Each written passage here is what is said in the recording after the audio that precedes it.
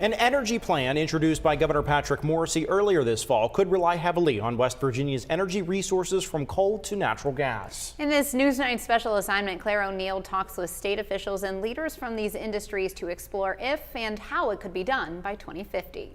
Governor Patrick Morrisey's 50 by 50 generation plan that was announced in September is a policy framework that aims to make West Virginia energy dominant. And as of right now, the state is in line to do so. Governor Morrisey says 50 by 50 policy would increase the energy capacity to 50 gigawatts by 2050, an increase from the 15 it currently produces.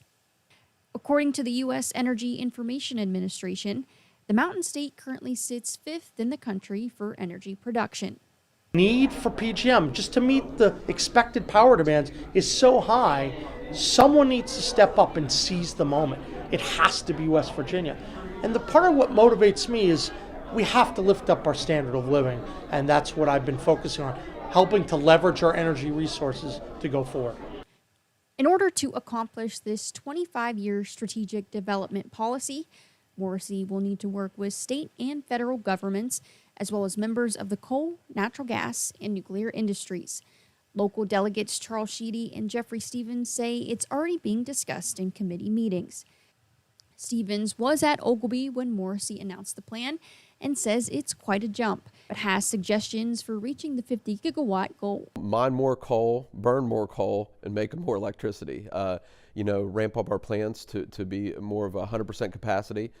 Sometimes they run a lot lower capacity, but there also has to be the customers for that electricity. So you got to go out and search, and those states are coming.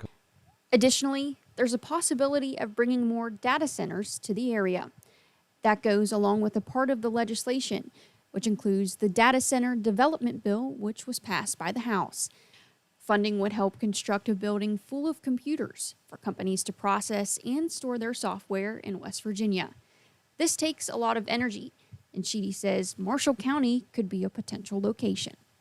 So it's just a matter of time, and then I think we're going to eventually see one, and that not only helps the local economy with security and with HVAC individuals and the data IT people that are working there. The construction is the big thing, but then once it gets up and starts going, the amount of electricity that they use is phenomenal. So that's really that'll really give AEP a boost with their Mitchell plant and everything else in this area. Another goal of the 50 by 50 is to produce enough power to meet West Virginia's needs while also serving other states. State Delegate Mark Sotezelo chairs the Energy and Public Works Committee and says it can be achieved, but there's still some questions that need answered. People have to understand that you would be tripling the amount of power produced in the state. As matters stand right now, we produce we're capable of producing 17 gigawatts, and we would go to 50. And so it would be an all hands on board situation. I would not be surprised if some nuclear would be added to natural gas, coal, renewables, and anything else that can produce electricity.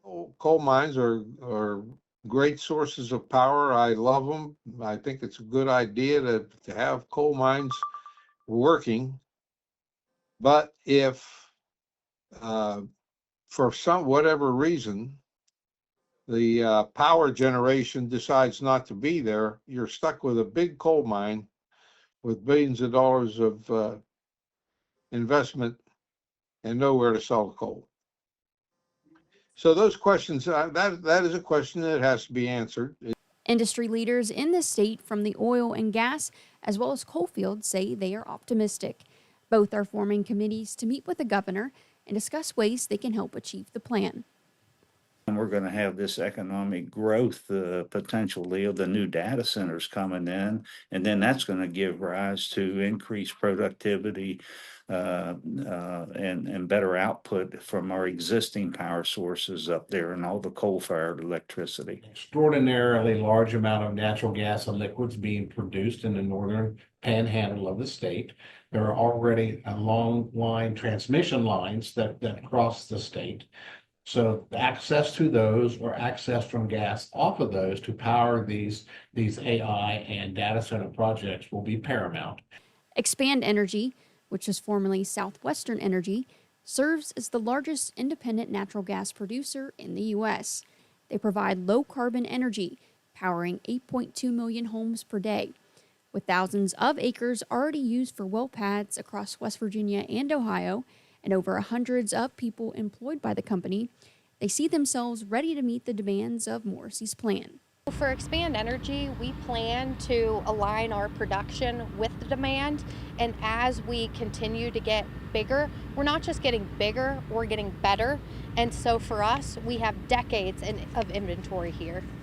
Moving forward, there's still more to be worked out with the policy as the governor rolls it out. State legislators say more is expected to come out once the legislation begins its January session.